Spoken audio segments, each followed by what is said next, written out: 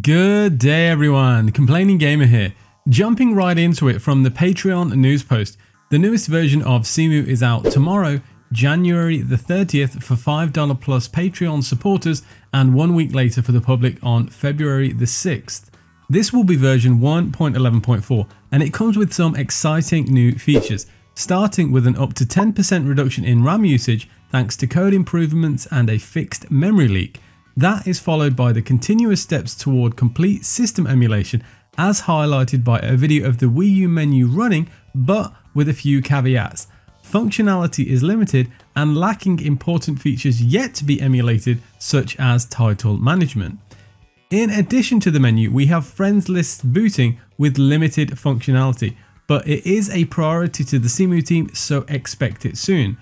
As always, online features require genuine dumped Wii U files. If you have a Wii U, you can follow the tutorial in the description. Moving on to games and compatibility, the ones listed are Mario Party 10 and Wii Party U with no additional titles mentioned. Both games now boot but require the use of the Wii remote, which is not yet supported within Cemu. Mario Party 10 is shown going in-game but with audio stutter and occasional crashing. Gameplay when working looks stable. Wii Party U just has a still image requiring a Wii remote. Support for the Wiimote does appear to be officially coming at some point.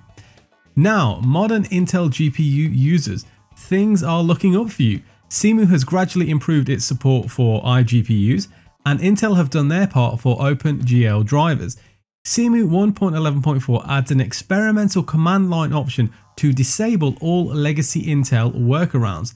The idea is to allow the Intel GPU to run in a more native way rather than using aggressive workarounds. An image provided by Cemu lead developer XApp shows a still of Super Mario 3D World in default and non-legacy mode. Interestingly to my eyes, the no legacy mode seems to have a higher level of saturation and contrast. FPS performance was stated to be between 40 to 55 with the potential to improve that by using a lower resolution graphic pack. A point of note for you Wiimote enthusiasts is that user Epigram has created what he calls Wiimote Hook. In his own words on the official thread, Wiimote Hook is software for the Nintendo Wii remote that has native support for Motion Plus based motion, the nunchuck, rumble and X input output.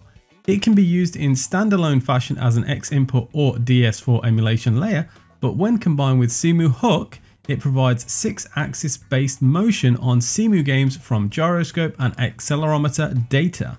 If you'd be interested in checking out Wiimote Hook, I'll provide a link to the thread explaining it all. It should be noted that Cemu itself currently lacks native Wiimote support, but expect that to change in the future. There you have it, Cemu 1.11.4 bringing some very interesting changes. If you enjoyed the video, thumbs up and found it useful. If you didn't, thumbs down. And if you want to see more from the Complaining Gamer, remember to subscribe.